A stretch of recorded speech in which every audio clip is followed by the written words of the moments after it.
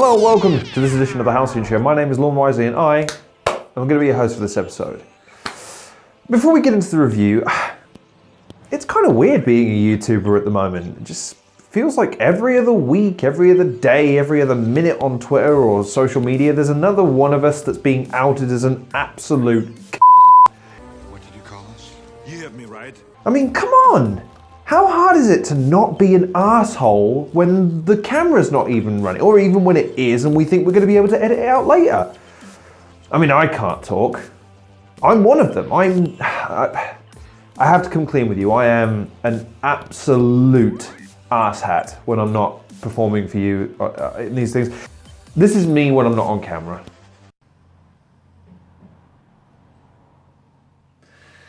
Alex is demonstrating what a cock he is by helping me demonstrate the sound design. I can't hear the arsehole even though he's behind a pane of glass. Make yourself useful, you cunt. Make me a f***ing coffee. I know, and words cannot even begin to tell you how sorry I am for how you feel about that, because clearly that's not my problem, it's yours. Because apparently that's what constitutes an apology these days on these social media outbursts. But anyway, poor joke aside, let's segue into something nice, easy, something just all-round wholesome with no nasty surprises whatsoever and not a hint of irony in that description. Today we're going to be talking about a game called GRIDD, Retroenhanced, a sort of neon-encapsulated third-person Wipeout shooter amalgamation of sorts. But it caught my eye for no other reason than it just looks so dope-tastic. But he didn't say anything! So you forgive me because I'm going to have to segue immediately into my notes on this one, because let's just crack on. We both have things to do. You have things to do. You don't? You're watching that? Oh, thank you. Thanks for tuning in. Come on, let's enjoy this together then, shall we? So, GRIDD Retroenhanced is an intense arcade-style cyberpunk hacking shoot-'em-up with an incredible soundtrack, procedurally generated elements, and electric visuals. The genres are action and indie, albeit that's pretty rudimental considering the nature of the game. The developer is Antab Studio, the publisher is Kongregate. The release date is the 16th of May 2017. It is currently priced on Steam for $8.99. Now, my first experience of this game was such. It's got this kind of retro new feel. The best I can describe it is it's something straight out of the 1980s in terms of what they envisaged virtual reality would be like in the year 2020. And the idea is that it's just an arcade style game. You select from the menu screen the arcade mode, and then from there you just traverse the level. And as it mentioned in the prelude, it's just a procedurally generated track that you follow along that presents traps, enemies, curves, different blocks in your way that you have to either subvert, negotiate your way around, shoot through, and then occasionally you get procedurally generated things like hacking mini-games, which serve as this game's sort of break from combat, if you will, because you're never really under any threat during these set pieces, but they do still require a degree of your concentration. These are tempered by, of course, the enemies, as I referenced before, and then the big boss battles. Now, what I will say right off the bat is that this game is very striking to look at. The visuals in this game are immediately very, very impressive, as is the soundtrack, as is the overall quality of the game. Again, this is one of those titles that I just couldn't find any bugs or glitches with. Everything ran really smoothly, everything loaded really nicely, everything is produced to a silky smooth standard, and better still, the emphasis is on constant momentum, constant excitement, constant immersion into the gaming experience. This game is a ton of fun to play. But let's talk about some of the things that I take a little bit of getting into. So the controls. The controls are reasonably simple: up, down, left and right, and spacebar to shoot. The only downside with this game in particular is that the camera doesn't necessarily follow you as the character. It follows you to a certain degree and alters the elevation side to side depending on where you are on screen. The trouble is that a lot of the track and a lot of the obstacles that come your way are sort of obscured by what you are. You're this little triangle arrow thing that flies through the air, and it's more complicated than that, but I'm simplifying it. And the idea is that you're traversing levels. Now, the trouble is with some of the traps, they're laid out on the track itself. So things like you'll get vertical laser beams, you'll get beams that go out at angles and different elevations. You'll occasionally, like I say, get these big yellow things that you have to either shoot through or navigate your way around. Now, the trouble is that the depth perception on this is a little bit off sometimes. So it takes some getting used to in terms of being able to navigate through these and not get caught. One of the mechanics is that you have a health bar. You don't just take a hit and die, and you don't just take a set amount of hits and die. The amount of damage is determined by the kind of obstacle that you hit, how much of it you hit, and how many of them you hit. You've also got a score multiplier, which ultimately determines how many kilobytes or kilobits or whatever. I'm not that technologically fluent, but nevertheless, what the score of the game is the further you progress and the more enemies you destroy and the higher score it is, it translates into your kilobyte score at the end. And mine is something like 3,500, something like that. It's not much. The high score is something like 2.5 million. That gives you an idea of how good some people are at this game. But in fairness, they've had a 2-year head start on me. But ultimately, this depth of field issue, it makes it feel a little bit cheap at times when you feel like you've already navigated a lot of it very, very well, and then just for whatever reason you miss time or misjudge a certain gap or distance, and it cuts you down a little bit. And it's not the end of the world, but again, it's one of those things that if they just made the camera angle just a little tighter, I would have appreciated more. But again, I understand that the emphasis is on track and what's coming for you, the momentum, and moving the camera around doesn't necessarily lend itself all that well. It does, from a purely aesthetic perspective and an immersion perspective, I understand why the developer didn't do it, but from a gameplay perspective, it sacrifices for the sake of that. I also liked the swarms of enemies, how they kind of come out of nowhere and then kind of dash through you. It makes it, even though obviously you're moving at a constant speed, you can't speed up or slow down or brake or do any flashy maneuvers. It's still nice that these things come at you in a way that makes it feel more like there is a genuine momentum with the game rather than just everything being pushed towards you. And these enemies can be destroyed in a couple of hits, so they don't take much, and you do still have to be on your guard constantly in order to be able to negate them though.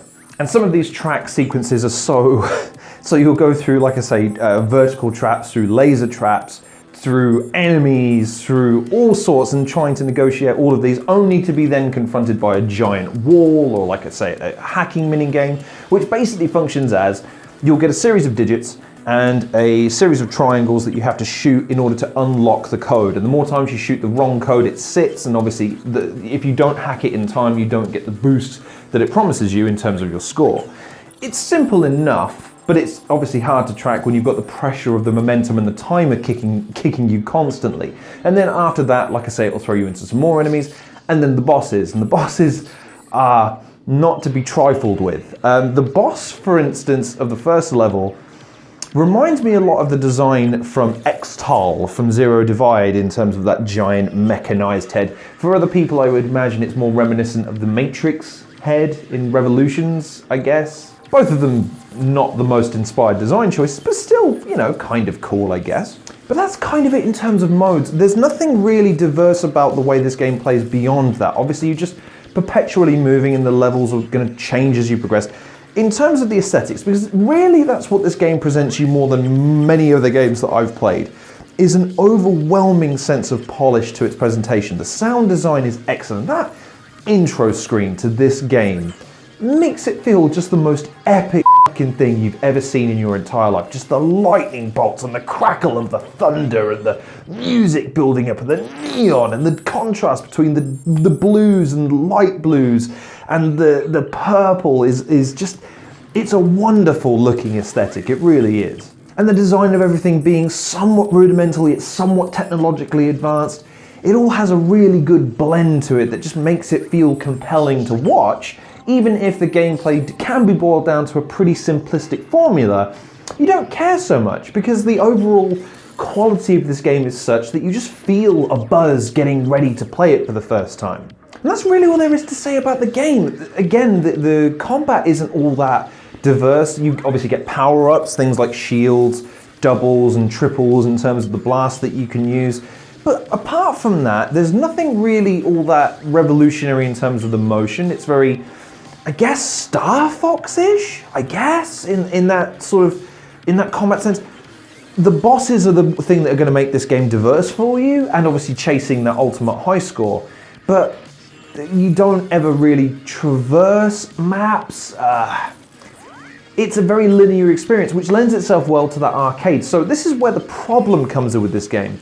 It's currently priced, as I mentioned, at $8.99. Now for an arcade game, it really is up to you how many times you think you're going to play this game in order to get that kind of worth out of it. That says to me that this price point is more aimed towards the console audience, and considering the relatively repetitive nature of this game, coupled with the fact that as best I can tell, there's no customization, there's no changing or upgrades, there's nothing really in terms of an end game to this. So that price point seems excessive for what the game ultimately represents, which is an incredibly well polished and very high quality arcade game. But $8.99 seems just a bit steep for that. So would I recommend this game? Ultimately, yes. I think it's an incredible experience in terms of the genre. I think it's probably among some of the best in terms of production quality and in terms of overall presentation, and indeed the fluidity of the gameplay and how fun it is. I was constantly prompted to play this game while I was reviewing others. I always wanted to come back to it, and that's a compliment I can pay the game. I just think that for that price point, it should be offering a bit more for your money, and it just really depends on whether or not you're a sucker for this kind of gameplay, like I am to a certain degree. I love a good flying simulator, something that gives me that sense of momentum and air and weightlessness. It's good fun. I just think that there's probably games out there that could offer you a similar experience at a better price and maybe offer a bit more diversity in terms of gameplay. But ultimately, I'll leave the choice to you in terms of whether or not the style of gameplay suits you, or whether or not the promise of bigger and better bosses along the way is enough to entice you to part with your cash. I would think, yes, it probably is if you're into this kind of genre. If not, I would advise you to probably wait for a sale for this game, just to give it that little bit more value and indeed bring it closer to what I think this audience would want in terms of an arcade style game. But maybe that's just my opinion. It's just my opinion. When you look into it. So there you have it, GRIDD Retroenhanced. What did you think? Have you played this game? Like I say, it's been out since 2017, so it's been out for a few years. Good to reasonable chance that you've played it. If you haven't, what do you think do you think it looks as good as I say it is? Do you think it's perhaps a little bit carbon copy and a bit derivative of something else that I'm not aware of? Or indeed, do you think this kind of game is the sort of thing that's underutilized in today's gaming environment? Is there any way of them innovating or renovating this game to bring it up to speed and make it more of a tantalizing choice given that price point? I'd be interested to hear what the thoughts are in the comment section below, so let me know what you think. In the meantime though, thank you very much for watching this edition of the Halcyon Show. Please like, share and subscribe, and check out some of the other content creators in the description below. I think you'll find their content to be rather delectable. Also feel free to go check me out on the Defunct Games channel, where I haven't appeared in a while. I'm starting to think he doesn't love me anymore. Psych! Emperors don't apologize for anything. And remember, I'm, I guess, a YouTube personality now. So that means I'm a bastard. And that means I have to retain my bastardity when I'm not on camera. So let's cut back to what I do off camera when I think you're not watching, when I don't care what people's opinion is, shall we?